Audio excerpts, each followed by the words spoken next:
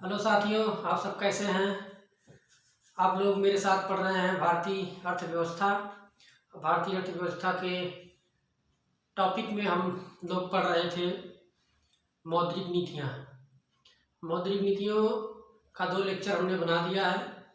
अगर जो बच्चे अभी तक उसे नहीं देखे हैं तो उन दोनों लेक्चर को जब समझेंगे देखेंगे तो जो है कि आगे के लेक्चर में लिंकिंग बनेगी, तभी बेहतर समझ विकसित होगी।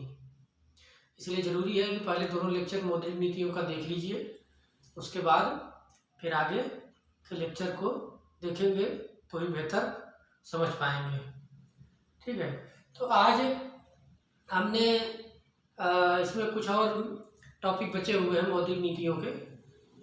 मुख्यतः बचा हुआ है इसमें कि जो घरेलू मुद्रा है उसका विनिमय दर प्रणाली क्या है और कैसे आरबीआई ये विनिमय दर प्रणाली को प्रबंधित करती है, संतुलित करती है।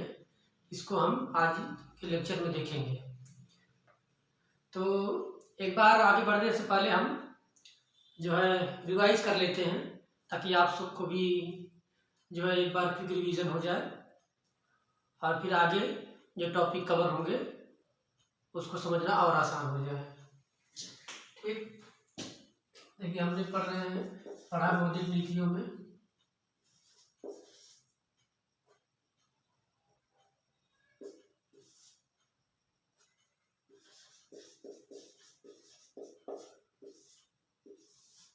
हमने बताया कि मौद्रिक नीतियाँ क्या हैं। मौद्रिक नीतियाँ जो है ये आरबीआई की जिम्मेदारी है। अब मौद्रिक नीतियों के माध्यम से ही आरबीआई जो तरलता प्रवाह है मुद्रा का उसका प्रबंधन करती है कि बैंक व्यवस्था में, बाजार व्यवस्था में कितनी तरलता होनी चाहिए। ठीक है, तो ये क्या है, आरबीआई की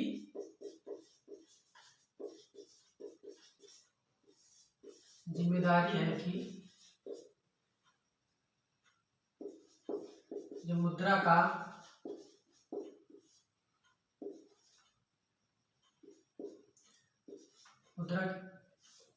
की तरलता है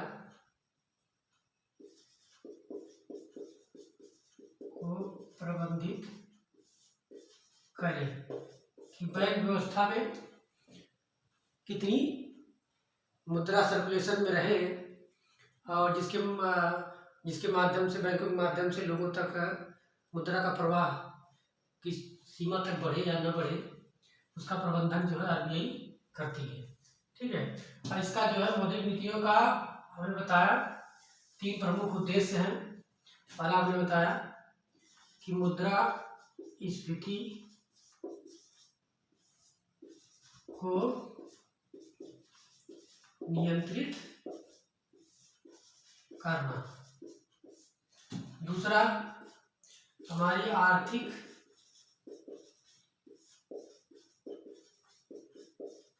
समृद्धि को प्रबंधित करना, ये हमने बताया। तीसरा बताया कि जो घरेलू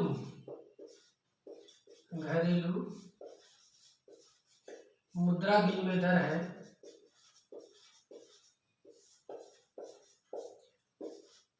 घरेलू मुद्रा विनिमय दर को संतुलित करना।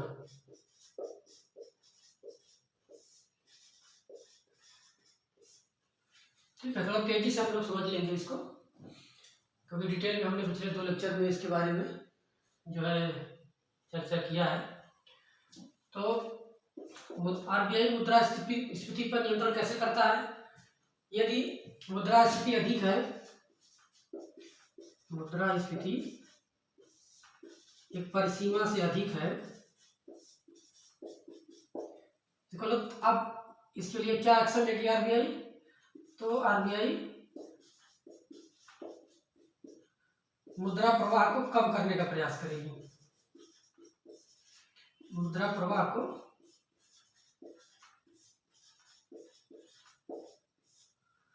कम करने का प्रयास करेगी। ठीक है, तो अब कम कैसे करेगी। कम है कि जो हमारी मौद्रिक नीतियों के टूल्स हैं उसके माध्यम से। ठीक है, तो जैसे एक एग्जांपल लिख देते हैं कैसे कम करेंगे कि जो है, जो हमारा CRR है, SLR है, इसका प्रतिशत बढ़ा देंगे।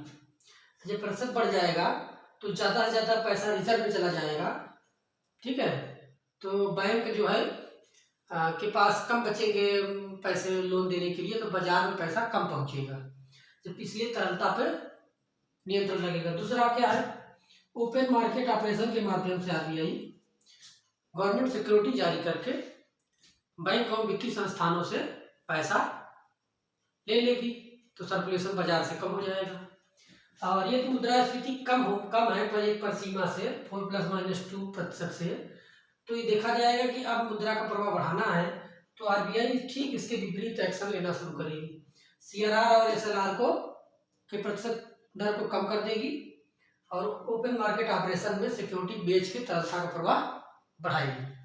ठीक है, और भी टूल्स हैं तो जिसके माध्यम से जो है कि मुद्रास्फीति को नियंत्रण करने का प्रयास RBI करती है। आर्थिक समृद्धि को प्रबंधित कैसे करती है, क्योंकि देखिए एक निश्चित परिसीमा के भीतर जब मुद्रास्फीति बनी रहती है तो जो मांग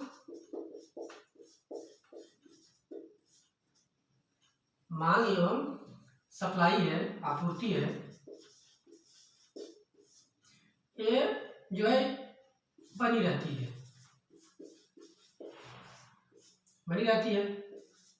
जिससे क्या होता है कि मुद्रास्फीति तो बढ़ती है, लेकिन साथ साथ में उत्पादन एवं रोजगार का सृजन भी बढ़ता है। तो जब उत्पादन बढ़ेगा, इसका मतलब अब हमारा जो वस्तु और सेवा का उत्पादन है उसका मौद्रिक मूल्य बढ़ जाएगा। तो मौद्रिक मूल्य बढ़ना मतलब GDP का बढ़ना। GDP बढ़ेगी तो हमारी आर्थिक समृद्धि सुनिश्चित होगी। ठीक है, और तीसरा घरेलू मुद्रा विनिमय दर की कैसे करेगी। जो हमारी घरेलू मुद्रा है रुपया, वो अंतरराष्ट्रीय जो मुद्रा है के तुलना में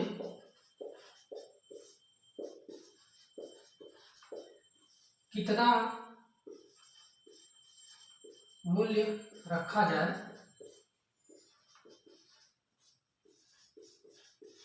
इसको प्रबंधित करती है।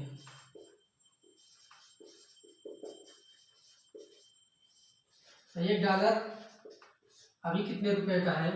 यदि डॉलर तेजी से मजबूत हो रहा है, रुपया कमजोर हो रहा है, तो ऐसी स्थिति में भी भारतीय अर्थव्यवस्था पर प्रभाव पड़ता है, अंतर्राष्ट्रीय व्यापार पर प्रभाव पड़ता है। तो RBI उसको भी प्रबंधित करने का काम करती है कि बहुत ज़्यादा मौद्रिक हमारी घरेलू मुद्रा कमजोर न हो जाए और बहुत ज़्यादा मजबूत न हो जाए, जिससे आयात और निर्यात प्रभावित हो। अभी हमारा टॉपिक यही है पढ़ने का, तो आगे भी इसको और पढ़ेंगे। ठीक है, तो आप सबने पिछली कक्षा में सब देखा था, हम थोड़ा क्विक रिवीजन कर रहे हैं। तो ये देखिए मुख्य उद्देश्य जो है मौद्रिक नीतियों का यही है। ठीक है, तो अब इसको जो मौद्रिक नीति के उपकरण हैं वो कौन कौन से हैं, एक बार उसे भी आगे देख लेते हैं। इसको आप लोग नोट कर लीजिए। ठीक है, पॉज करके नोट कर लीजिए वीडियो। तो ये हो गया आपका मौद्रिक नीतियों के उद्देश्य। इससे प्रश्न पूछा जा सकता है जो मेंस के एग्जाम है कि मौद्रिक नीतियों के प्रमुख उद्देश्य के उद्देश्यों की चर्चा करते हुए, और इसमें जो पारंपरिक उपकरण है और गैर पारंपरिक उपकरण है उनमें अंतर स्पष्ट करें। ठीक है, तो एक हमने बताया कि मौद्रिक नीति उपकरण में पारंपरिक उपकरण है,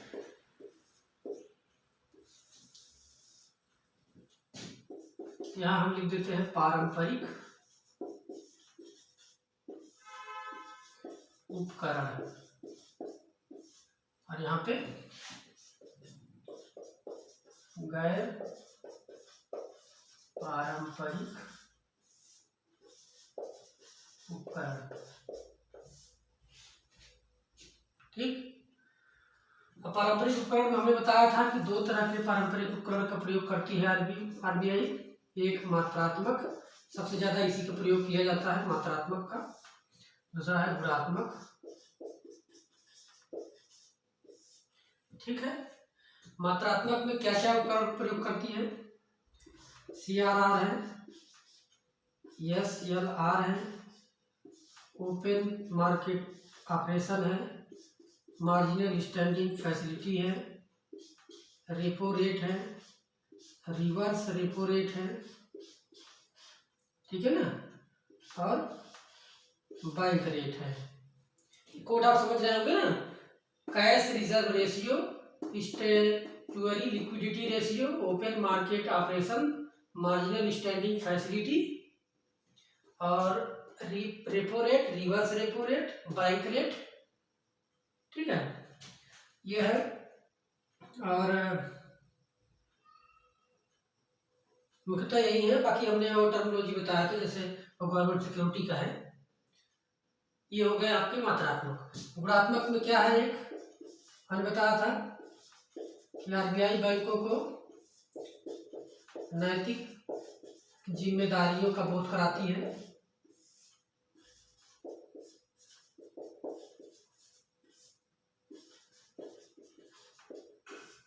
दूसरा क्या करती है? चेतावनी जारी करना।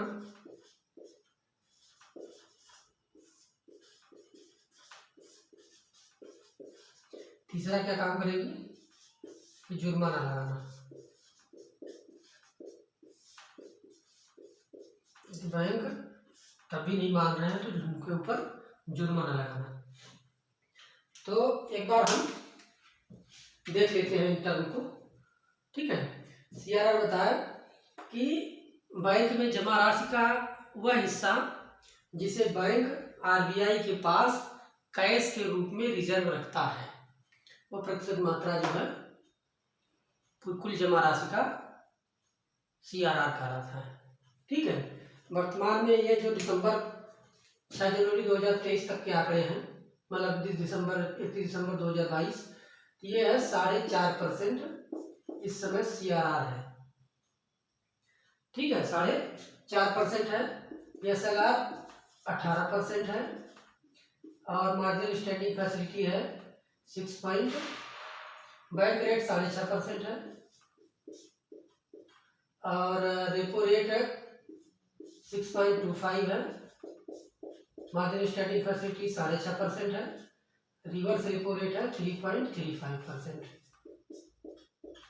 ठीक है। ओपन मार्केट ऑपरेशन में गवर्नमेंट की सिक्योरिटी का अपना रेट होता है कितना, ठीक है ना। तो इसके भी आंकड़े होते हैं तो कितने सिक्योरिटी पे कितने बिल पे रेट चल रहा है, आरबीआई की वेबसाइट पे जाएगा मिल जाएगा। तो देखिए, हमने बताया कि बैंक जमा राशि का वह प्रतिशत हिस्सा जिसे बैंक आरबीआई के पास कैश के रूप में रिजर्व रखता है। इस पैसे का इस्तेमाल न आरबीआई कर सकती है न बैंक कर सकती है। इस जमा राशि पर आरबीआई बैंकों को कोई ब्याज नहीं देता। ये सब नोट करने के पॉइंट है, ये ऑप्शन में रखे जा सकते हैं। निम्नलिखित कथनों CRR के संदर्भ में निम्नलिखित कथनों पर विचार करें। तो इन्हीं के स्टेटमेंट जो मैं बोल रहा है, इन्हीं स्टेटमेंट बना के आपसे तो उसमें चेंजिंग करके गलत करके पूछ लेगा भाई कौन सा सही है, ठीक है, कौन सा गलत है। और इस पे जो है आरबीआई बैंकों को कोई ब्याज नहीं देता। ये पैसा अर्थव्यवस्था में नहीं जाता, ठीक है, और नहीं इसको बैंक लोन के रूप में दे सकती है। दूसरा है SLR भी है, जमा राशि का वह हिस्सा जो बैंक अपने पास रिजर्व के रूप में रखती है। अब उसमें जो है इसके पास इसमें रखने के लिए बैंकों को ऑप्शन दिया गया है, को पैसा करेंसी के रूप में रख सकते हैं या गोल्ड के रूप में या गवर्नमेंट सिक्योरिटी के रूप में।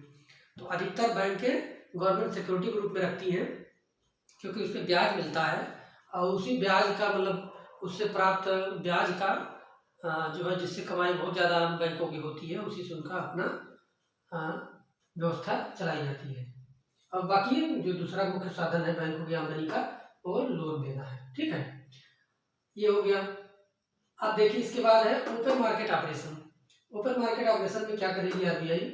बैंकों को और वित्तीय संस्थान जो भी है उनमें उनके लिए जो है कि गवर्नमेंट सिक्योरिटी का ऑप्शन देगी, गवर्नमेंट सिक्योरिटीज कि आप जो है खरीद सकते हैं। कोई बाध्यकारी नहीं है बैंकों के लिए न वित्तीय संस्थानों के लिए। आरबीआई कहेगी हमारे पास इतनी गवर्नमेंट सिक्योरिटी है, जिनको बैंकों को वित्तीय संस्थानों को लेना है तो वो अप्लाई कर सकते हैं, ले सकते हैं। ठीक है, ये क्या होता है, खरीद इसमें ई कुबेर पोर्टल पर ये खरीदा बेचा जाता है। बैंक और वित्तीय संस्थान खरीद सकते हैं सिक्योरिटी, और अगर उनके पास सिक्योरिटी है तो बेच सकते हैं। ऐसी प्रक्रिया को क्या कहा जाता है, ओपन मार्केटिंग ऑपरेशन। लेकिन ध्यान ये देना है कि ओपन मार्केट ऑपरेशन में जो गवर्नमेंट सिक्योरिटी होती है वो एसएलआर पे जो बैंक रखती है उसका प्रयोग नहीं कर सकती। जैसे मान लीजिए कुछ जो है कि गवर्नमेंट सिक्योरिटी बैंकों ने खरीद अपने पास रखी है एसएलआर के रूप में, तो अब कहा जाएगा आरबीआई ने ओपन मार्केट ऑपरेशन भी चालू किया है, तो अब ये जो एसएलआर के रूप में उन्होंने सिक्योरिटी रखा है बैंकों ने, उसका उपयोग जो है इसमें नहीं कर सकते। इसके लिए अलग से, जैसे कि आप तो या तो खरीद लीजिए सिक्योरिटी, फिर जब आपको वापस करना है फिर उसी प्लेटफॉर्म पे जाकर ई कुबेर में बेच दीजिए, लेकिन एसएलआर की नहीं रहेंगी।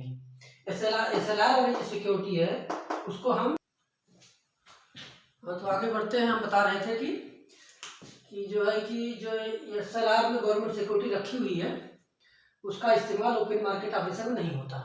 उसका इस्तेमाल जब मार्जिनल स्टैंडिंग फैसिलिटी है, एक दिन 24 घंटे के लिए ऋण लेना होता है, तो उसमें वो रख के ऋण ले सकती हैं बैंक आरबीआई से।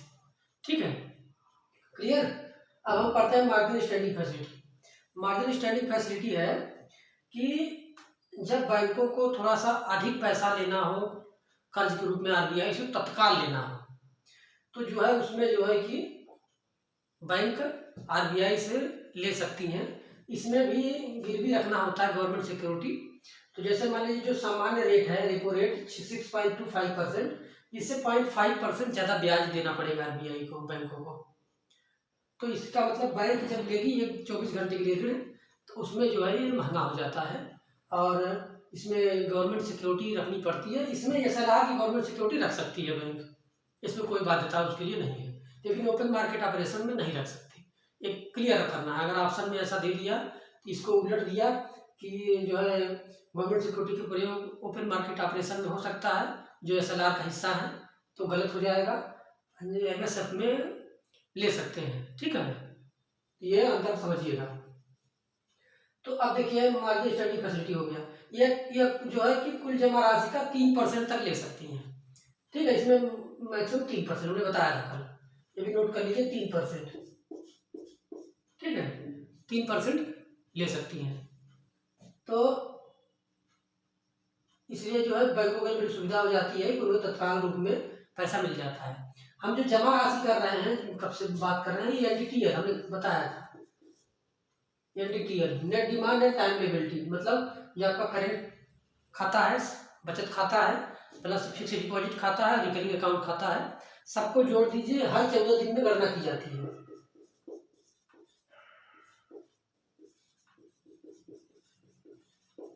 ठीक है, जैसे 14 दिन में जितना पैसा आ गया वो उसका एनडीटीएल हो जाएगा।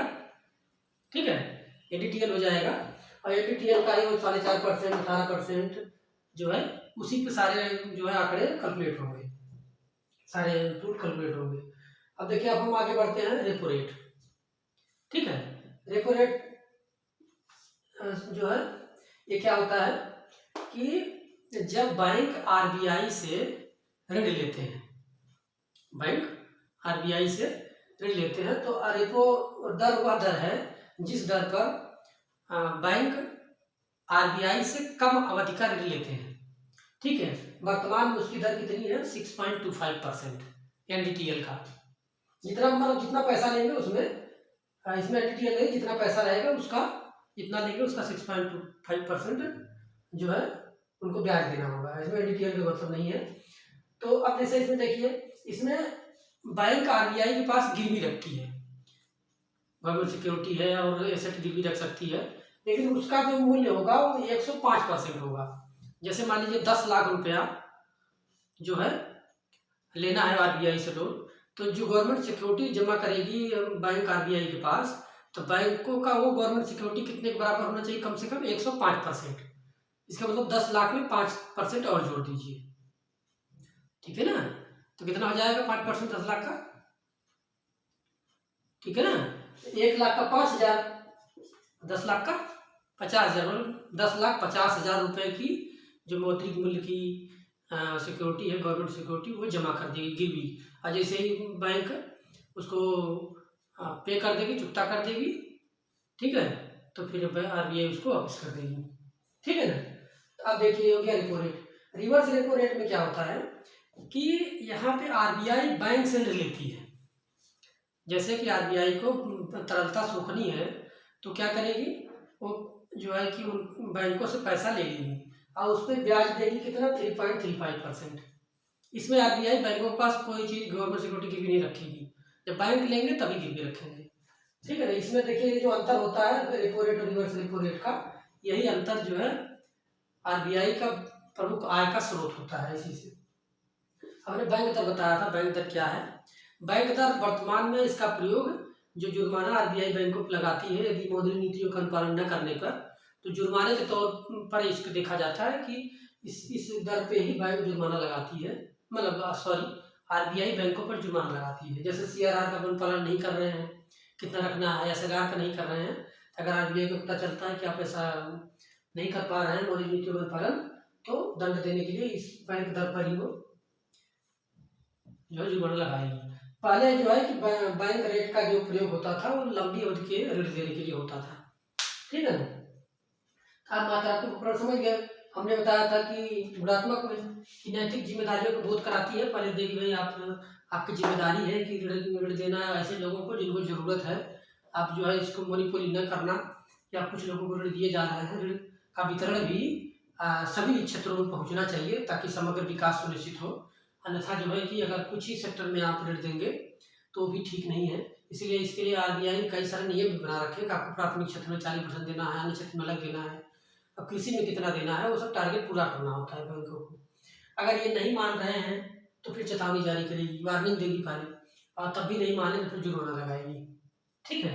तो ये जो मात्रात्मक उपकरण और गुणात्मक उपकरण में ये थे, इन दोनों को कहा जाता है जो पारंपरिक उपकरण। यदि पारंपरिक उपकरण फेल हो जाए, हालांकि ऐसी स्थिति भारत में अभी तक नहीं आई है, तो फेल हो जाए तो गैर पारंपरिक उपकरण का प्रयोग RBI करती है। इसमें क्या करेगी,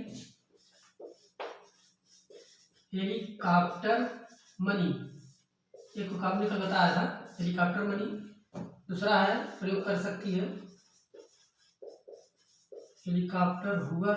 ये प्रश्न प्रयोग से पूछे गए हैं, इसलिए जो है टर्म उसको पूछ लिया जाता है, इसलिए आप ध्यान रखिए। कोई और एग्जाम, छोटे एग्जाम SSC में भी पूछ सकता है कि नकारात्मक ब्याज दर क्या है। कहीं ब्याज दर भी नकारात्मक होती है, जी हो सकती है बिल्कुल।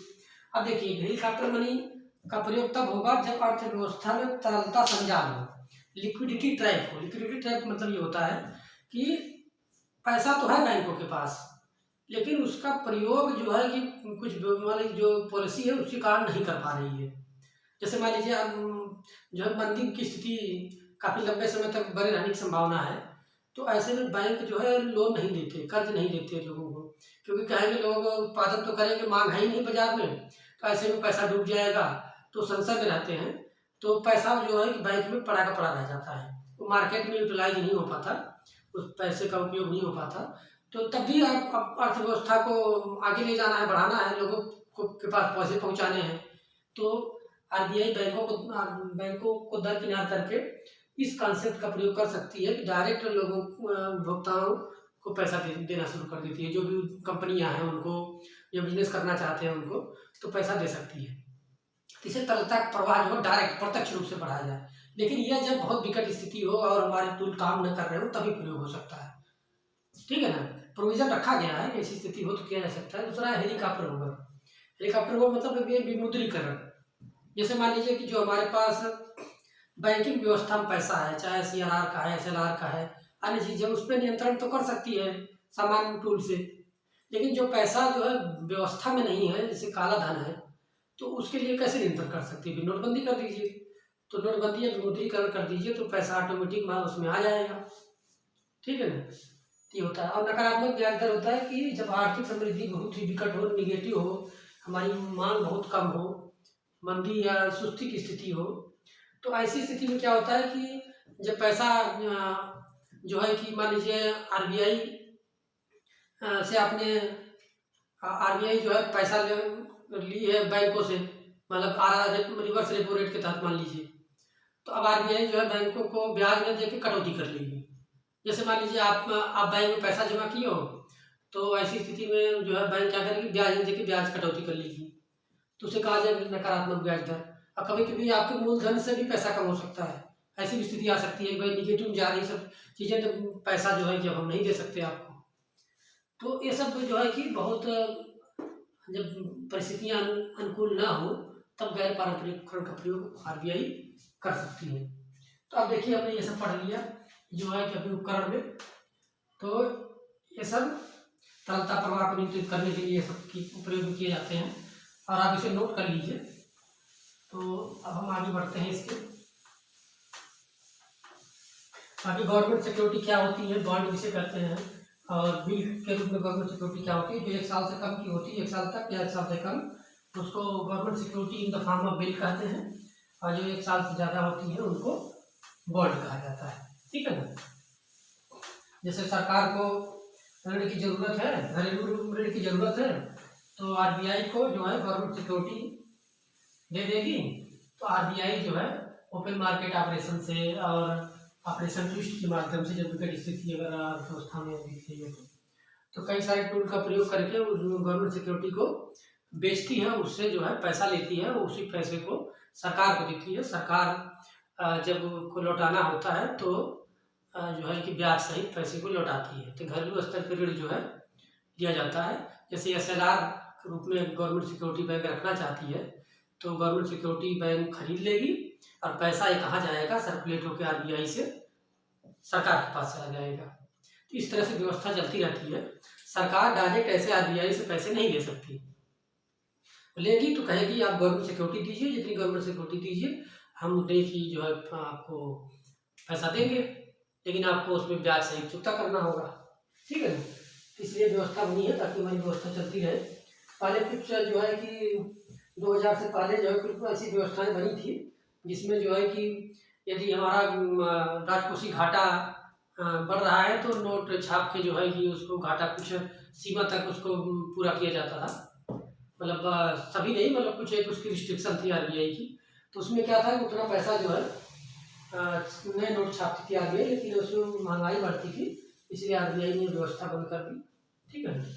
तो अब देखिए हमने आज इसके बाद हम देखते हैं आगे जो घरेलू मुद्रा विनिमय दर है उसका क्या कॉन्सेप्ट है, वह कैसे हमारी अर्थव्यवस्था में उसका रोल होता है, जो अंतर्राष्ट्रीय व्यापार होता है। तो ठीक है ना।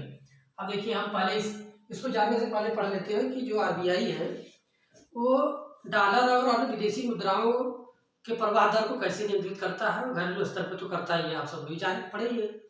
तो इसके लिए आप जान लीजिए कि आरबीआई के पास जो है फॉरेन एक्सचेंज रिजर्व होता है, फॉरेन एक्सचेंज रिजर्व, विदेशी मुद्रा कोष। ठीक है ना। अब देखिए आरबीआई के पास जो है, इसमें देखिए 4 तरह की मुद्राएं आरबीआई रखता है। ठीक है। ये पूछा जा सकता है आपको किसी भी बैंकिंग में और एसएससी एग्जाम में, हर एग्जाम में जो है ये सब पूछा जाता है, बेसिक चीजें हैं, इसलिए आप लोग ध्यान से देखें। इसमें जो है डॉलर होता है। ठीक है, डॉलर है, अमेरिकी डॉलर। दूसरा है ब्रिटिश पाउंड स्टर्लिंग। तीसरा होता है यूरो, और चौथा है एसडीआर।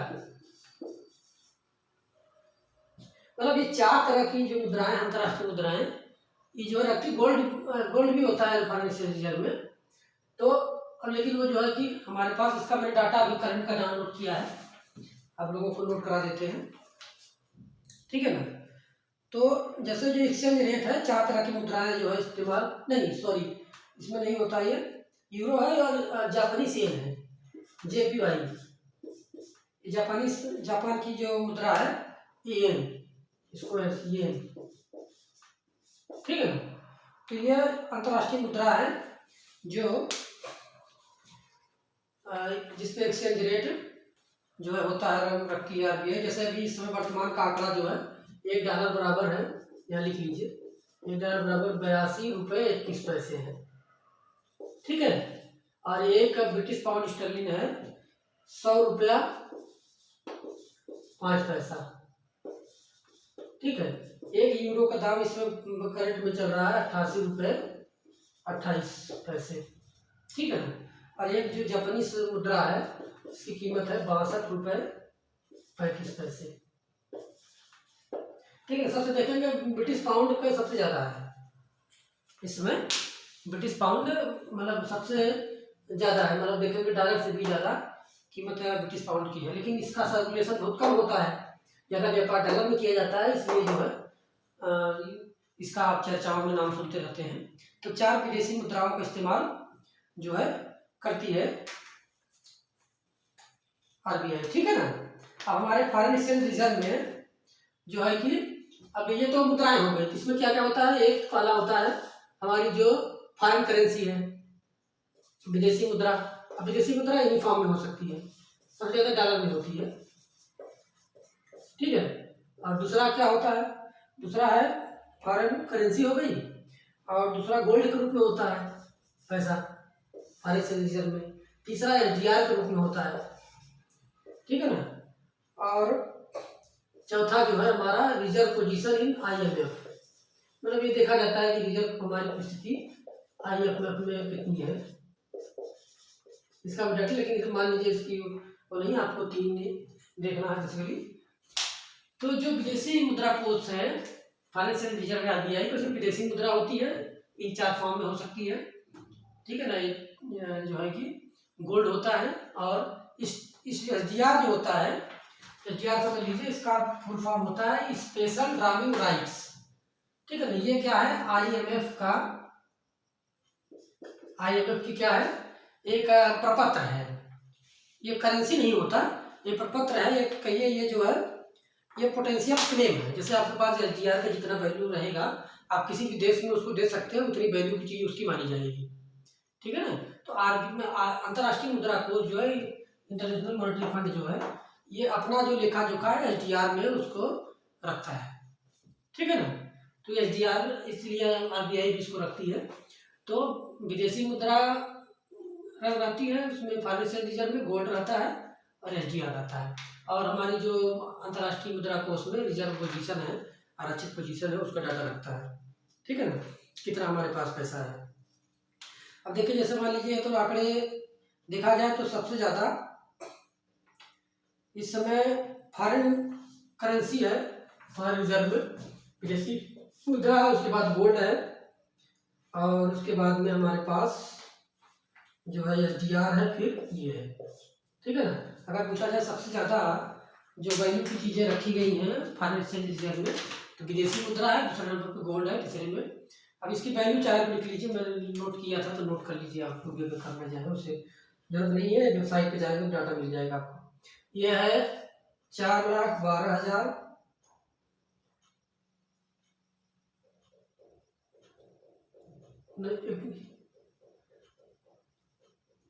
और 4,98,188, 4,98,188 जो है करोड़ डॉलर, 4,98,188 करोड़ डॉलर। इसको जो है कि रुपये में कन्वर्ट करना है, तो वर्तमान जितना रुपए का जो गुणा कर देंगे तो उसमें इसी का रुपया हो जाएगा, ठीक है ना। और जो है कि गोल्ड हमारे पास है 3,41,827 करोड़, ये जो है इतना रुपया में है। मतलब इसको गोल्ड उसमें भी चेंज कर सकते हो, आपके पास यूनिट है कितना कितना होना चाहिए। और इसके बाद में हमारे पास 1,50,400 करोड़ रुपया SDR के रूप में है, और हमारे पास IMF की पोजीशन में है 42,708 करोड़ रुपया, ठीक है ना।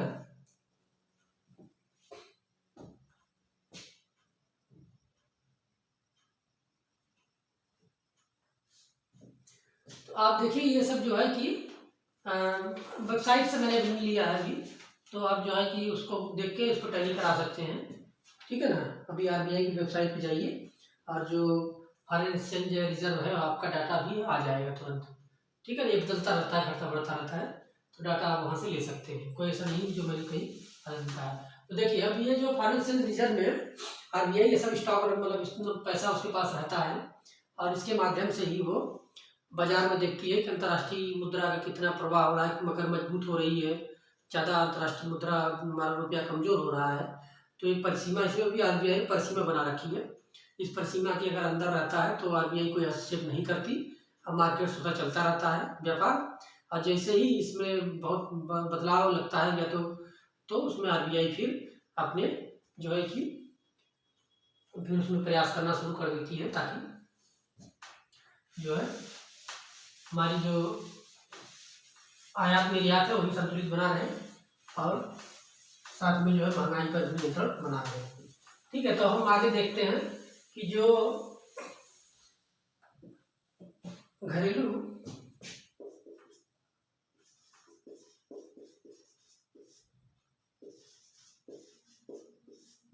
मुद्रा विनिमय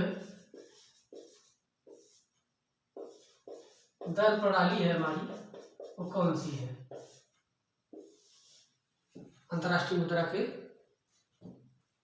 परिप्रेक्ष्य में, ठीक है ना। अब जैसे देखिए, अब विश्व स्तर पर देखा जाए तो 3 तरह की प्रणाली देखने को मिलती है।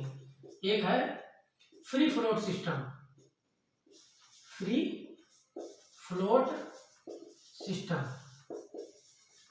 स्वतंत्र प्रवाह प्रणाली, ध्यान से समझिएगा। दूसरा है मैनेज्ड या dirty system, dirty flow system, ऐसे देख लीजिए, आप लोग दिख रहा होगा यहाँ पे। तीसरा है पेग्ड सिस्टम,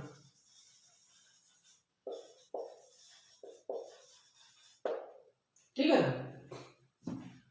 अब देखिए, जैसे मान लीजिए कि यदि अंतर्राष्ट्रीय व्यापार में भारत का देखेंगे कि डॉलर का आगमन बढ़ रहा है, मतलब डॉलर जो है ज़्यादा आ रहा है, तो ऐसी स्थिति में डॉलर का मूल्य कम हो जाएगा, क्योंकि ज़्यादा डॉलर लोगों के पास रहेंगे तो उसकी मांग कम रहेगी, डिमांड कम रहेगी।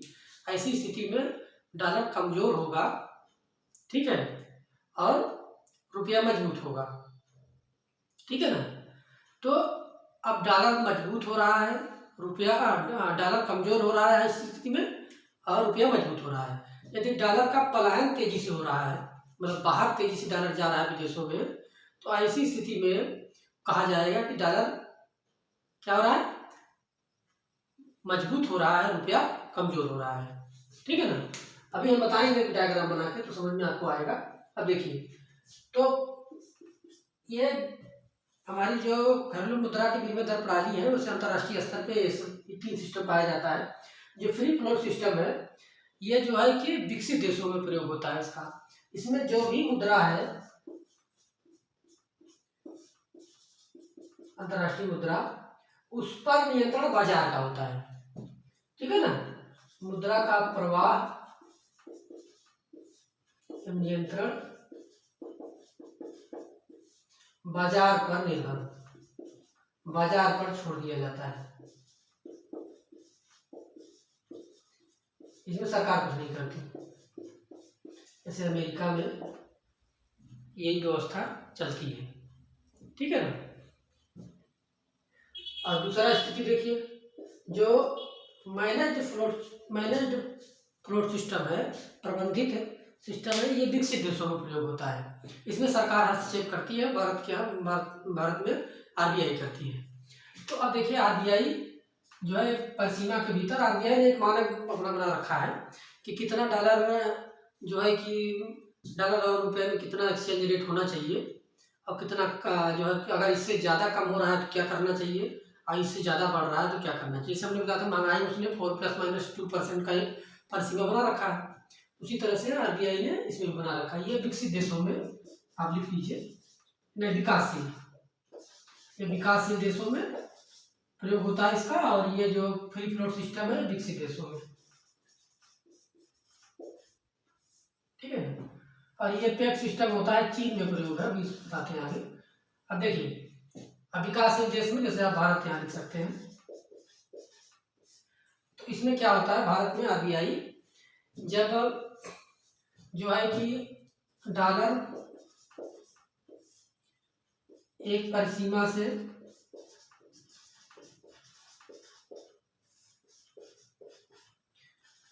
अधिक मजबूत हो या कमजोर हो तो आरबीआई इस व्यवस्था के तहत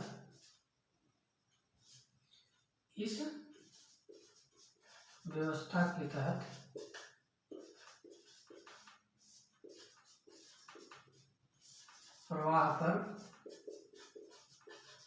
नियंत्रण करती है। अगर उस परिसीमा के भीतर बना हुआ है तो आरबीआई हस्तक्षेप नहीं करेगी।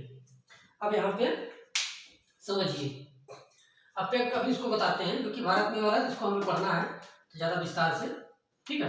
पेग सिस्टम में क्या होता है, इसमें घरेलू मुद्रा को, आप लोग को दिख रहा है यहाँ पे, मैं बोल देता हूँ, घरेलू मुद्रा को जानबूझकर कम रखा जाता है। घरेलू मुद्रा के मूल्य को, घरेलू मुद्रा के मूल्य को जानबूझकर कम रखा जाता है। इसका मतलब अवमूल्यन कह लीजिए एक शब्द में, अवमूल्यन, ठीक है ना। तो चीन ऐसा करता है क्योंकि चीन का जो है कि बहुत बड़ा हिस्सा निर्यात में होता है, आयात कम करता है और उसकी निर्यात बहुत ज़्यादा करता है, भारत में भी और दुनिया भर में भी। तो ऐसी स्थिति में जब हम जो है कि घरेलू मुद्रा का अवमूल्यन रहेगा, जैसे कहा जाए घरेलू मुद्रा जो है डॉलर की तुलना में कमजोर हो गई है, तो ऐसी स्थिति में निर्यात जो है सस्ता हो जाता है, आयात महंगा हो जाता है। तो निर्यात पॉलिसी को और बढ़ाने के लिए, प्रमोट करने के लिए चीन ऐसा करता है कि अब जानबूझ के अपनी मुद्रा का अवमूल्यन करता है ताकि ज़्यादा से ज़्यादा निर्यात में उसको फायदा हो। आयात में नुकसान हो सकता है लेकिन निर्यात में ज़्यादा फायदा हो, ठीक है ना। तो ये स्थिति है। तो हम अभी इसमें आगे पढ़ते हैं जो मैनेज सिस्टम है जिसके तहत आरबीआई काम करती है। तो अब उसमें कैसे काम होता है, कैसे आरबीआई डॉलर के प्रभाव को नियंत्रित करती है, ठीक है। इसको मिटा देता हूँ, फिर आगे वो पढ़ता हूँ, मैनेज सिस्टम के तहत देखता हूँ, ठीक है ना। आपको नोट कर लीजिए इसको।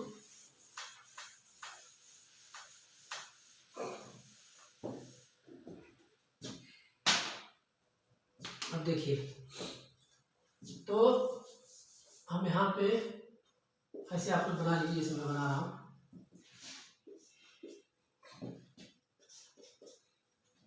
अब हम यहाँ लिख देते हैं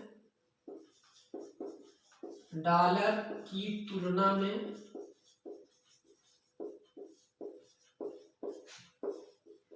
रुपया कमजोर, ठीक। यहाँ लिख दे रहा हूं डॉलर की तुलना में रुपया मजबूत, ठीक है।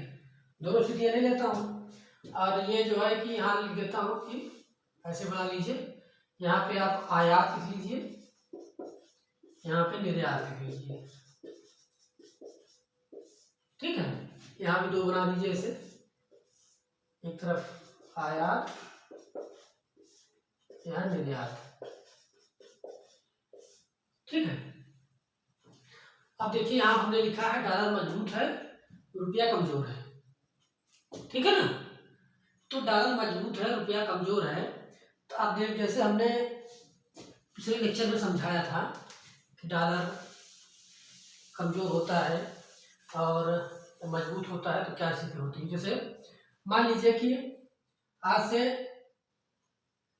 3 महीने पहले $1 एग्जाम्पल के तौर पर ले लीजिए, $1 बराबर 70 रुपये था। उन्होंने उदाहरण समझाया था, एक बार और समझ लीजिए। और आज जो है $1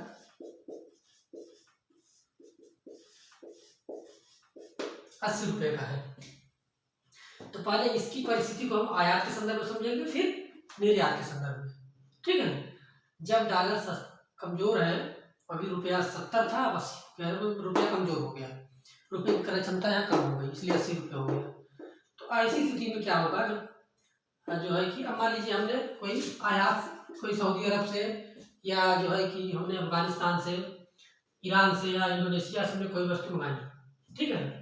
मान लीजिए उस वस्तु की कीमत 3 महीने पहले हमने मंगाया, तो उसी वस्तु की कीमत मान लीजिए हमने $1000 थी। $1000 हमने दिया, तो भारतीय रुपया कितना खर्च होगा अगर उसको बदलेंगे तो 70,000। अब क्या हो गया, डॉलर की तुलना में रुपया और कमजोर हो गया, डॉलर यहाँ मजबूत हो गया, ठीक है। अब कितने देने पड़ेंगे उसी वस्तु की कीमत, 1000 गुणे 80, तो आपको 80,000 देने पड़ेंगे।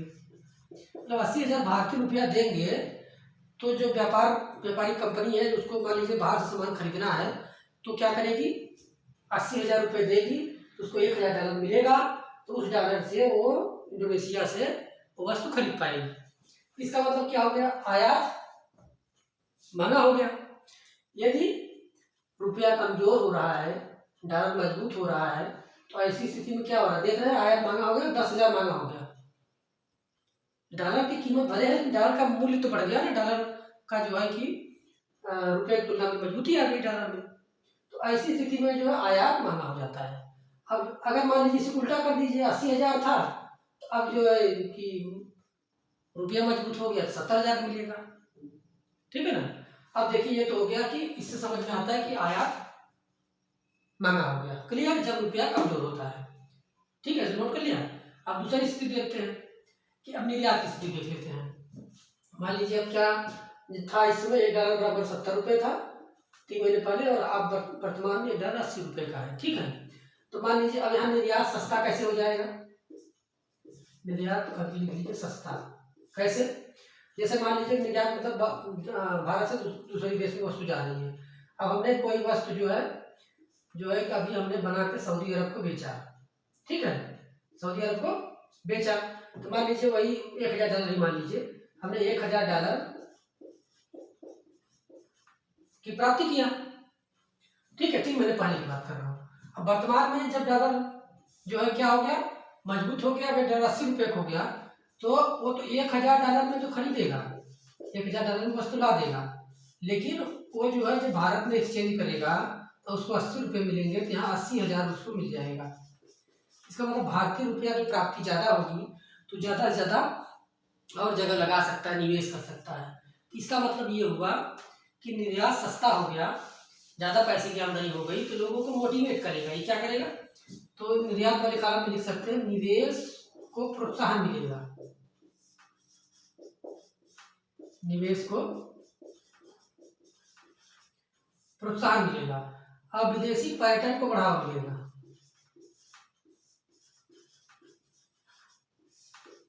कैसे कि मान लीजिए भारत में कोई घूमने आ रहा है, तो क्या करेगा भाई, $1000 देगा, उसको जो है 70 की तुलना में 80 रुपये मिलेंगे, इसका मतलब ज़्यादा पैसा मिलेगा, तो ज़्यादा जगह घूम लेगा भारत में, या जो चीज़ें खरीदना चाहता है, देखना चाहता है, ज़्यादा जगह देख लेगा, पैसे ज़्यादा मिल जाएंगे उसको, ठीक है ना।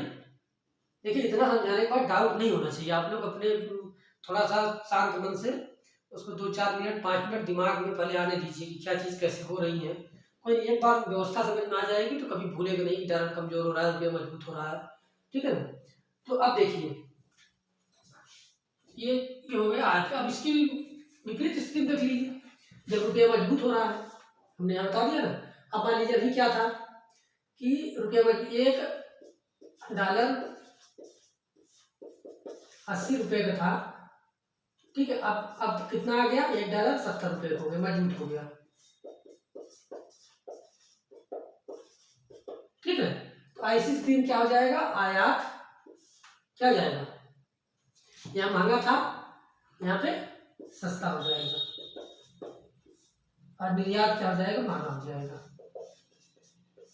निर्यात महंगा हो जाएगा, निर्यात महंगा हो जाएगा। एक मिनट में जरा दिख रहा है आप सबको? जी बिल्कुल दिख रहा है। तो देखिए अब यहाँ पे जो है इसकी जस्ट विपरीत स्थिति समझिए। अब हम क्या था कि अभी डॉलर 80 रुपये का था, कमजोर स्थिति में रुपया था। अब जब रुपया मजबूत हो गया, हमने लिखा है, तो ऐसी स्थिति में अब $1.70 हो गया, तो आयात सस्ता हो जाएगा। कैसे कि अब जैसे मान लीजिए बाहर सामान मंगा रहे हैं, डॉलर दुगने पे कर रहे हैं, लेकिन भारतीय रुपया का जो है कम खर्च करने पड़ रहे हैं, डॉलर सामान मंगाने में सस्ता हो गया। तो ऐसी स्थिति में क्या होगा, आयात सस्ता हो जाएगा, निर्यात महंगा हो जाएगा। इसका जो निवेश को ये निवेश कम हो जाएगा। जो पर्यटन है हमारा, मान लीजिए पर्यटन और भी क्षेत्र हो सकते हैं, मैं ऐसे दोस्त लिख रहा हूँ, ये दोनों क्या होंगे, इनको बढ़ावा कम मिलेगा, लोग कमाएंगे, क्योंकि जो आएंगे तो डॉलर इतना खर्च करेंगे, भारतीय रुपया कम मिलेगा, तो पर्यटन लोग जो है कम घूमेंगे। अगर इनकी घूमने की इच्छा है वो तो घूमेंगे, लेकिन बड़े टर्म की बात हो रही है कि इससे जो है एक तरह से रहता है कि हाँ ऐसा हो सकता है। और आप जब विदेश से आएंगे, जाहिर सी बात है ऐसे ही होगा कि पहले इसमें देखेंगे उनको $1.80 मिल रहा था, अब यहाँ $70 मिलने लगा, तो कम पैसे मिलेंगे, तो कम जो है कि जगह जा पाएंगे या देख पाएंगे, या उनको और डॉलर खर्च करने पड़ेंगे, तब जाके उनको और पैसा मिलेगा।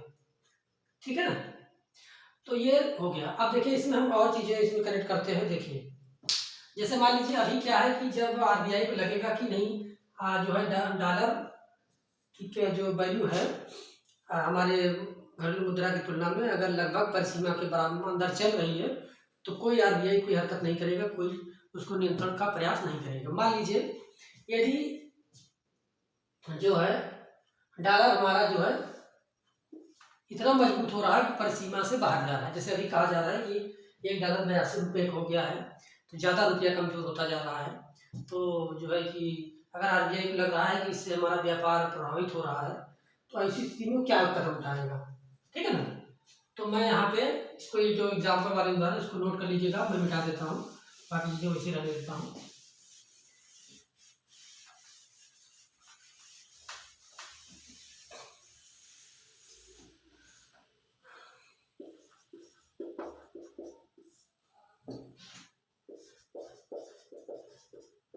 ठीक है ना, तो अब जैसे मान लीजिए कि रुपया जो है, पहली स्थिति ले लेते हैं,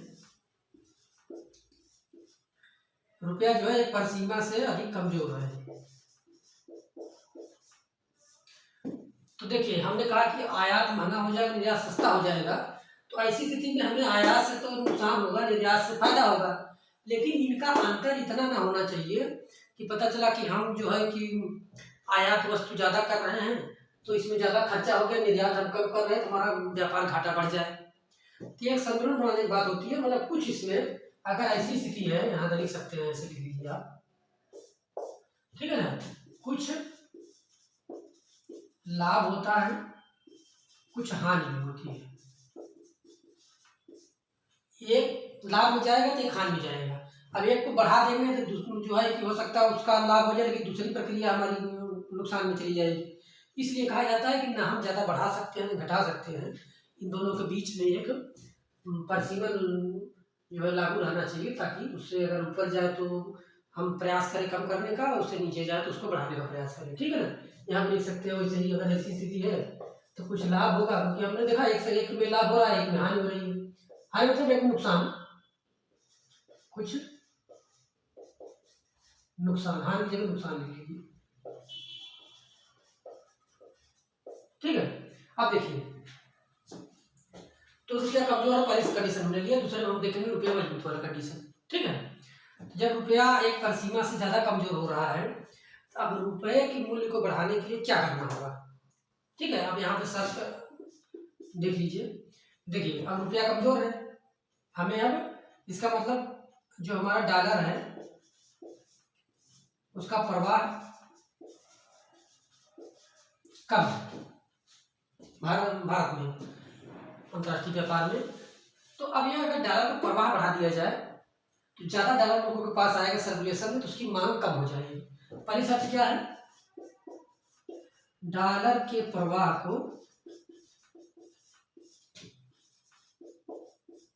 बढ़ाने का प्रयास।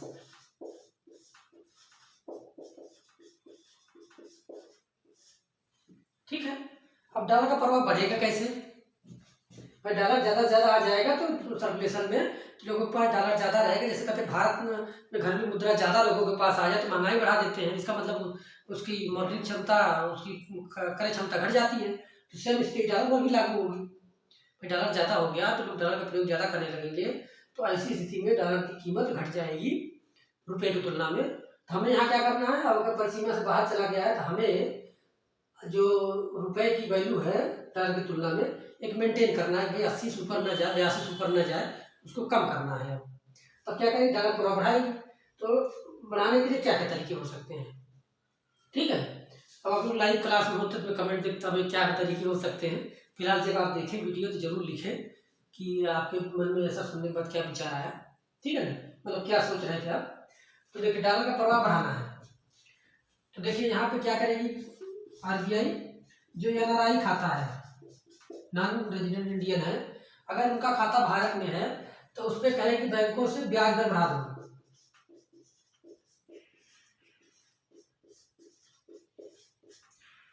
तो ब्याज दर जब बढ़ जाएगा तो लोग ज्यादा से ज्यादा विदेश से डॉलर भारतीय बैंक में जमा करेंगे, तो ऐसी स्थिति में डॉलर बढ़ जाएगा। इसलिए बढ़ा, वो सोचेंगे ब्याज अब ज्यादा मिल रहा है हमारे पैसे पे, तो ऐसी स्थिति में जो है कि डॉलर बढ़ जाएगा। मतलब एक जो है कि ये अपनाया जा सकता है। ठीक है ना, एनआरआई को क्या कहा जाए कि अब जो है कि इनकी जमा बढ़ाई जाए, एनआरआई खातों पर ब्याज बढ़ा दिया तो ऐसी स्थिति डॉलर बढ़ जाएगा। और क्या स्थिति हो सकती है? और क्या स्थिति हो सकती है बताइए?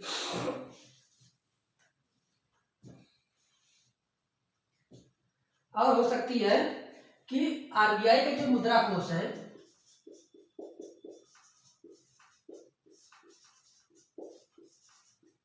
उसे डॉलर बेचेगी आरबीआई, बेचेगी ना, तभी तो सर्कुलेशन में बढ़ाना है डॉलर को। ठीक है, और इसके बाद में और आरबीआई क्या कर सकती है?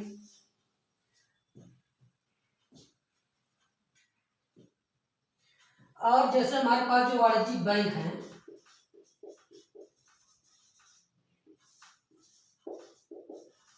इनसे कहे कि आप बाहर ऋण लो, मतलब अंतर्राष्ट्रीय बाजार से ऋण लो। ठीक है, जैसे देखिए इसके बाद कहेगी कि चौथा और लिख लीजिए कि जो गैर जरूरी वस्तुओं के आयात पर रोक लगाई जाए। गैर जरूरी वस्तुओं के आयात पर रोक। ठीक है, अब हमारे पास डॉलर की कमी है क्योंकि डॉलर ज़्यादा मजबूत हो रहा है, रुपया कमज़ोर हो रहा है, तो डॉलर के सर्कुलेशन को आरबीआई बढ़ाना चाहती है ताकि ज़्यादा से ज़्यादा व्यापार में सर्कुलेट होगा, लोगों के पास डॉलर ज़्यादा जाएगा, तो जो है कि उसकी क्रय क्षमता घट जाएगी भारतीय मुद्रा के तुलना में। अन्य देशों में अपना अलग अलग रहता है, क्योंकि मान लीजिए अभी देखा जाए तो भारत में एक डॉलर कितने रुपए का है, तो अन्य देश में भाई वहाँ की करेंसी कितने डॉलर के बराबर है, तो वो उनका अपना एक्सचेंज रेट होगा। हम भारत के संदर्भ में बात कर रहे हैं। ठीक है ना, तो अब देखिए, तो यदि डॉलर के प्रवाह को बढ़ाने हैं तो आरबीआई क्या कहेगी कि जो एनआरआई खाते हैं, जो विदेशी खाते भारत में हैं, तो उनका जो है उन पे उनकी जमा राशि पर ब्याज बढ़ा दिया जाए ताकि उनको प्रोत्साहन मिले, मोटिवेशन मिले कि वो ज़्यादा से ज़्यादा विदेशी डॉलर पैसा जो है, क्योंकि विदेश से पैसा जब आएगा तो डॉलर के रूप में आएगा, तो जो है कि जमा होगा, तो उससे डॉलर का सर्कुलेशन बढ़ेगा, डॉलर आए। और तीसरा जो है कि आरबीआई क्या करेगी, जो मुद्रा कोष है अपना, उसमें से डॉलर बेचेगी। कैसे बेचेगी? कहीं भाई आप हमें गवर्नमेंट सिक्योरिटी दे दीजिए या कोई बॉन्ड दे दीजिए, तो उससे क्या होगा कि हम आपको डॉलर दे देते हैं, तो डॉलर जो है बाजार में उतारेगी। ठीक है, ऐसे भी डॉलर का प्रभाव बढ़ेगा तो जो है कि डॉलर कमजोर होगा, रुपया थोड़ा मजबूत होगा। और वाणिज्यिक बैंक से कहेगी आप बाहर रेट लो, बाहर रेट लेंगे तो डॉलर के रूप में लेंगे, अंतर्राष्ट्रीय मुद्रा के रूप में। तो जब लेंगे रेट तो जब डॉलर आएगा भारत में तो उससे क्या होगा, वहाँ का प्रभाव भी बढ़ जाएगा डॉलर का।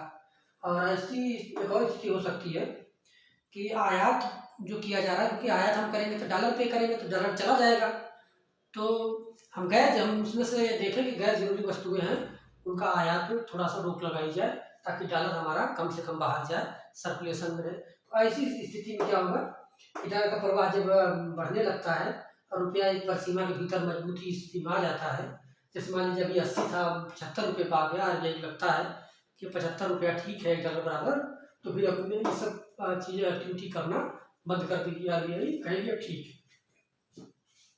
ठीक है ना। ये पहली शर्त थी। अब दूसरी शर्त है जब रुपया मजबूत हो जाए डॉलर कमजोर, तो जब इसमें क्या करेगी,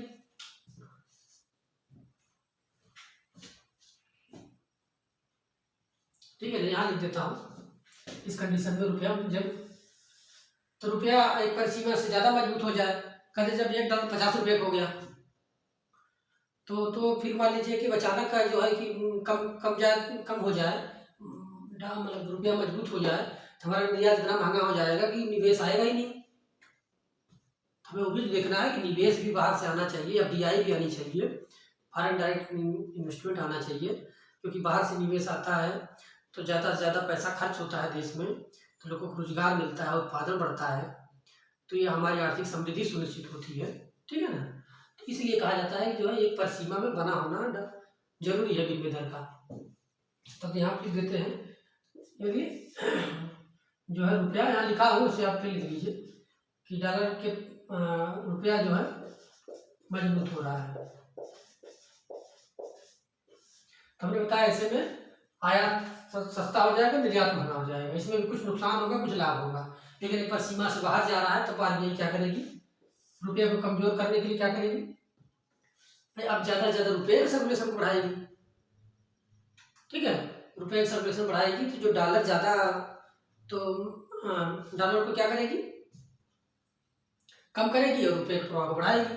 अब जस्ट इसका उल्टा कर दीजिए, डॉलर के प्रभाव को बढ़ाना है तो ये सब काम करेगी RBI, इसमें क्या करेगी, इसमें जो है अगर मान लीजिए हमारे पास गवर्नमेंट सिक्योरिटी है तो उसको RBI खरीद लेगी और बाजार में पैसा उतार देगी। ठीक है ना, इसमें क्या करेगी, डॉलर को खरीदेगी RBI, यहाँ हमने क्या लिखा था, मुद्रा को डॉलर बेचेगी, यहाँ डॉलर को खरीदेगी। जब खरीदेगी तो इससे क्या होगा, डॉलर खरीदेगी और उससे पैसा दे देगी सर्कुलेशन भारतीय रुपया, तो भारतीय रुपया जो है कि यहाँ लिख लीजिए RBI डॉलर खरीदने लगेगी। तो इससे क्या होगा, मुद्रा हमारा भारतीय मुद्रा का संचलन बढ़ेगा और डॉलर जो है रिजर्व में आ जाएगा, तो उसका सर्कुलेशन कम हो जाएगा।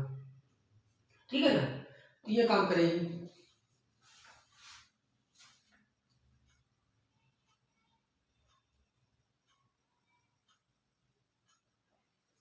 ठीक,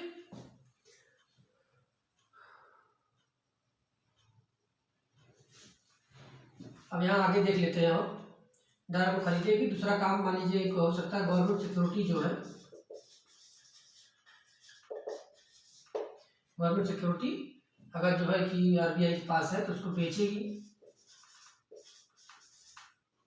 ठीक है, बेचेगी तो मार्केट में पैसा जाएगा, डॉलर में रुपया,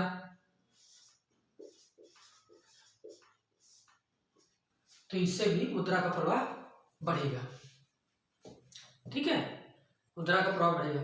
लेकिन ये भी चेक करते रहना, अभी ये चेक करती रहती है कि एक पर सीमा के भीतर जब दोनों स्थितियाँ आ जाती हैं, रुपया और डॉलर का एक विनिमय दर, तो फिर इस तरह की जो है चीज़ें फिर नहीं होती, फिर स्वतः मार्केट अपना चलता रहता है। ठीक है ना, डिमांड सप्लाई यदि मेंटेन रहती है तो चलता रहता है। जहाँ दोनों में डिफरेंस आया ज़्यादा तो फिर ये चीज़ें घटने बढ़ने लगती है, तो RBI उसी अनुरूप कार्य करता है। ठीक है ना, आप लोग नोट कर लीजिए, आप लोग को दिख रहा होगा यहाँ से, ठीक है ना।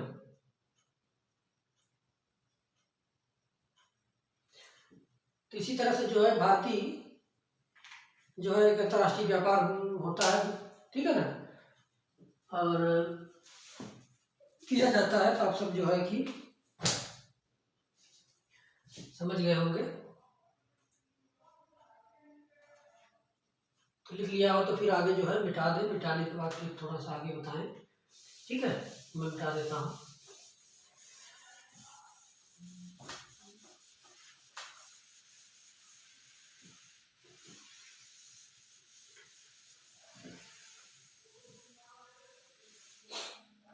अगर कहा जाए आपसे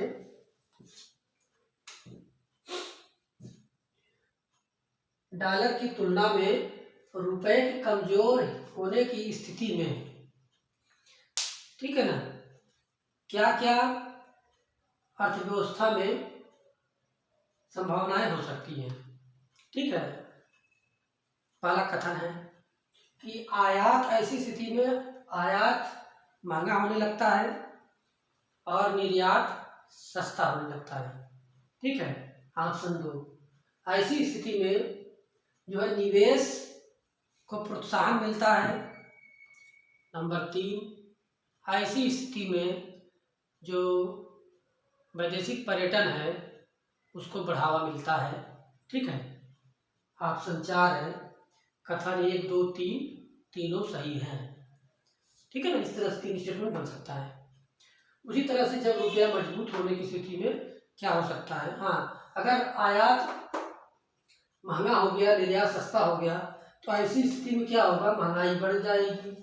एक ऑप्शन ये भी डाल सकता है कि महंगाई क्या होगी, बढ़ेगी, क्योंकि ज्यादा रुपया कमजोर है, इसका मतलब रुपया सर्कुलेशन ज्यादा है तो महंगाई बढ़ेगी, ठीक है ना। ये भी ऑप्शन जुड़ सकता है। और साथ में एक और ऑप्शन जोड़ लेगा, जो हमारा घाटा है स्वतः बढ़ जाएगा।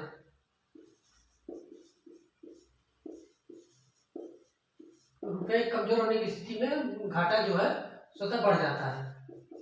इसलिए बढ़ जाता है कि जो घाटा, तो विदेशी घाटा जो मतलब होता है उसमें जो है हमारे पास डॉलर के रूप में होता है। डॉलर यहाँ पे महंगा हो गया, मजबूत हो गया, तो हमें डॉलर पे करना पड़ेगा, ठीक है ना। तो ऐसी स्थिति में महंगा हो जाता है, और ऐसी स्थिति में व्यापार घाटा स्वतः घट जाता है, ठीक है ना। तो ऐसे स्टेटमेंट बनाए जा सकते हैं, ऐसे स्टेटमेंट बनाए जा सकते हैं। इसलिए जो है कि दोनों की स्थितियों में ऑप्शन आप जितना हमने समझाया उसमें 4-4, 5-5 ऑप्शन बना लीजिए। किसी में गलत करिए, किसी में सही करिए, फिर ऑप्शन सेट कर लीजिए, तो आपके प्रश्न भी बन जाएंगे। और इसी तरह से जो है इंटरलिंकिंग करके प्रश्न पूछे जाते हैं। हमने महंगाई पिछले क्लास में पढ़ा था, तो महंगाई का संबंध यहाँ से भी है। तो अब देखो जितने टॉपिक पढ़ते जाएंगे दूसरे से कनेक्टिविटी बढ़ती जाएगी, ठीक है ना। तो हमने भी जो है तीसरा जो मॉनेटरी पॉलिसी हिस्सा था, घरेलू मुद्रा विनिमय दर को संतुलित करना आरबीआई का भी मौद्रिक नीति का हिस्सा है, ठीक है ना। हमारे यहाँ कौन सी सिस्टम अपनाई जाती है, मैनेज्ड फ्लोट सिस्टम। याद रखिए, अगर कहा जाए कि मिलान करिए, मैचिंग, एक दे दे फ्री फ्लोट सिस्टम, एक दे दे जो है कि मैनेज फ्लोट सिस्टम और एक पेड सिस्टम। तो तीनों में आप मिला सकते हैं, उत्तर अमेरिका, भारत और चीन, ठीक है ना। ये सब जो है आप देख सकते हैं। 1 मिनट,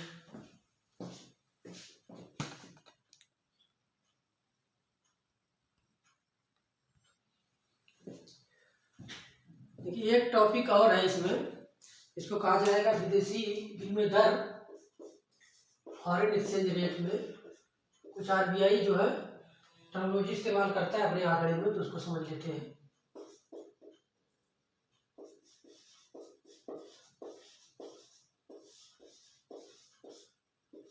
ठीक है ना। अब इसमें 3 तरह के उसके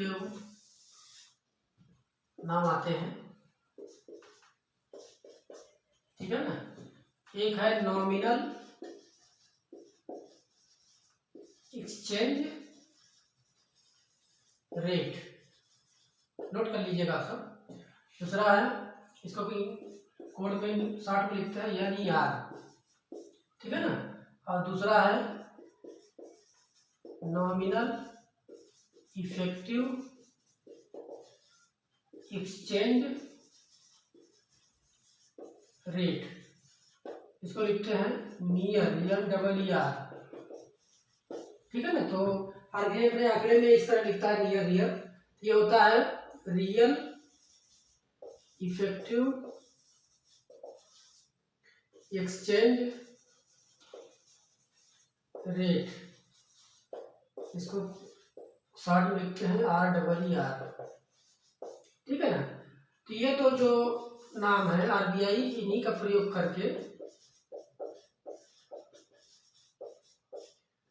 नीतिगत फैसले लेता है,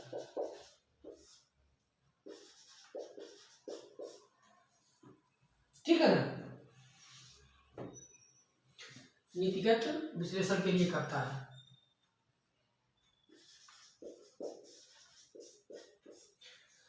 देखिए अब इनकी परिभाषा क्या है कि घरेलू मुद्रा की तुलना में अंतर्राष्ट्रीय मुद्रा की कीमत क्या है, यही दिखा जाता है, ठीक है ना। जैसे कि इसमें क्या है कि चालू, जिसको जैसे देखो नॉमिनल शब्द लिखा हुआ है, जैसे हम आगे पढ़ेंगे, चाहे जीडीपी पढ़ना हो, जीडीपी के प्रकार देखना हो, नॉमिनल जीडीपी है, रियल जीडीपी है, तो उसमें जो है कि नॉमिनल शब्द का इस्तेमाल होता है, या जो नॉमिनल होता है मार्केट प्राइस पर जीडीपी होती है, तो उसमें भी देखा जाता है भाई चालू स्तर पे या बाजारी स्तर पे, ठीक है ना। तो जो चालू कीमत पर, चालू कीमत पर जो देशी मुद्रा है या घरेलू मुद्रा है,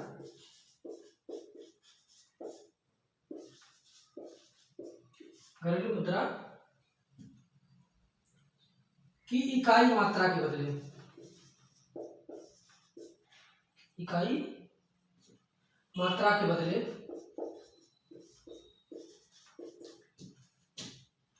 इकाई मात्रा के बदले मिलने वाली विदेशी मुद्रा, मतलब 1 रुपया में कितना डॉलर मिलेगा अगर एकाकी माना जाए, एकाकी मात्रा तो, ठीक है ना। लेकिन चालू स्तर पर, ठीक है ना, चालू कीमत पर। अब वही कहा जाए जो नियर वाली बात है, तो इसमें जो है कि चालू कीमत पर देशी घरेलू मुद्रा की इकाई मात्रा के बदले मिलने वाली विदेशी मुद्रा का औसत यहाँ लगा दीजिए, कुल यही स्टेटमेंट हो जाएगा। इसके पहले लग जाएगा आपका औसत विदेशी मुद्रा। ये औसत मतलब इसमें घटता बढ़ता जो रहता है उसका हम औसत ले लेते हैं, ठीक है ना। तो कुछ समय पीरियड का औसत ले लेते हैं, तो उसमें औसत निकाल लेते हैं। और तीसरा होता है रियल, रियल मतलब चालू ने स्थिर स्थिर, ठीक है ना, स्थिर कीमत पर, इसमें महंगाई प्रभाव नहीं जोड़ेंगे। तो स्थिर कीमत पर जो घरेलू मुद्रा की इकाई मात्रा के बदले जितनी हमें विदेशी मुद्रा प्राप्त होगी वो रियल कहलाएगी। अंतर देखिए क्या है, यहाँ चालू कीमत है, यहाँ भी चालू कीमत है, लेकिन इसमें औसत नहीं लिया जाता, और नियर वाले में औसत लिया जाता है, और रियल वाले में स्थिर कीमत पर औसत लिया जाता है। इसे महंगाई शामिल नहीं करते, इन दोनों महंगाई का प्रभाव शामिल रहता है, ठीक है ना। तो ये जो, लेकिन प्रश्न पूछा जा सकता है कि आरबीआई निम्नलिखित में से किसका जो है कि पे काम करता है नीतिगत फैसलों के लिए, तो नियर और रियल में ये दोनों करता है, दोनों। इसलिए जब अभी आरबीआई के सारे डाटा जब पढ़ेंगे आप, वेबसाइट पर जाएंगे, जैसे शब्द आपको मिलेंगे नियर और रियल, इसका मतलब क्या होना चाहिए, ये एक्सचेंज रेट है हमारे, एक स्थिर कीमत पर, एक जो है चालू कीमत पर, और औसतन स्थिर कीमत पर, ठीक है ना। तो ये भी आप जानते रहिए कि आखिर ये नियर रियल है क्या, इसके फुल फॉर्म भी आप पूछा जा सकता है कि nominal effective exchange rate, real effective exchange rate, यहाँ इसका हो जाएगा NER, नॉमिनल एक्सचेंज रेट, ठीक है ना। तो देखिए हमने जो है कि आज लगभग जितने भी मौद्रिक नीतियों के उपकरण थे, चाहे पारंपरिक चाहे अस्थाई गैर पारंपरिक, उनको हमने देख लिया, ठीक है। रिवीजन भी हमने करा दिया सभी का, और साथ साथ में जो भी टर्मोलॉजी आई मात्रात्मक और गुणात्मक उपकरण की उसको भी बताया, ठीक है, गैर पारंपरिक में भी बताया। और साथ ही आज जो हमारा टॉपिक था घरेलू मुद्रा विनिमय दर को पढ़ना, तो हमने समझाने का पूरा प्रयास किया आप सभी को कि अंतर्राष्ट्रीय व्यापार जो होता है उसमें घरेलू मुद्रा और वैदेशिक मुद्रा जो होती है उसमें कैसे लेन देन होता है, कैसे इनकी जो मूल्य है वो घटते बढ़ते रहते हैं। ठीक है ना, ये सप्लाई चेन है डिमांड सप्लाई की, जिसमें भी बढ़ जैसे भारत में व्यापार इंटरनल होता है, घटता बढ़ता रहता है, रुपये की सब प्रवाह और रुपये में प्रवाह में कमी। ठीक है ना, तो उसी हिसाब से विदेशी व्यापार में भी होता है। तो आरबीआई की जिम्मेदारी है कि ये सब जो है मौद्रिक नीतियों के तहत इन पर भी नियंत्रण करती है। जब विदेशी व्यापार होता है परिसीमा के भीतर डॉलर का मूल्य रुपये की तुलना में बढ़ रहा है, घट रहा है, तो उसमें अगर परिसीमा के अंदर है तो कोई कार्रवाई नहीं करती आरबीआई। जैसे ही बढ़ता है तो उसमें जो है किया जाता है, आरबीआई एक्शन लेती है। तो आप लोग जरूर लेक्चर को देखें, ध्यान से समझें, जहाँ भी कमी नज़र आती है उसको कमेंट करें ताकि हम उसको दूर कर पाएँ, और ज़्यादा से ज़्यादा वीडियो को शेयर करें, लाइक करें, लोगों तक पहुँचाएँ। अब हम प्रयास कर रहे हैं, थोड़ा अपना एफर्ट दे रहे हैं, तो आप भी थोड़ा एफर्ट कर दीजिए और आगे देखिए। और जो है कि हम ये पूरे इकोनॉमिक के जो भी टॉपिक्स हैं पूरा इस सीरीज में कवर करेंगे, लगभग सारे टॉपिक्स हम कवर करने की कोशिश करेंगे ज़्यादा से ज़्यादा। और ये किसी भी एग्ज़ाम में जो है आपके लिए काम करेगा, ऐसा नहीं सिर्फ हायर लेवल के एग्ज़ाम के लिए है। और बेहतर समझ विकसित हो जाएगी आपकी इकोनॉमी को लेकर। तो जब भी आप इकोनॉमिक सब्जेक्ट पढ़ेंगे, रिवीजन करेंगे या कोई आंकड़े पढ़ेंगे तो आपको समझ में बेहतर आने लगेंगे। अब रटने के बजाय समझ कर उसको जब पढ़ेंगे तो याद भी रहेगा, और एग्ज़ाम में जो है कम से कम गलतियाँ आप कर पाएंगे, और आपके जो सफलता के चांसेस है वो बढ़ जाएंगे। तो इसलिए जो है कि आप इसको ध्यान से पढ़िए, और अगर एक बार नहीं समझ में आता तो 2 बार देखिए।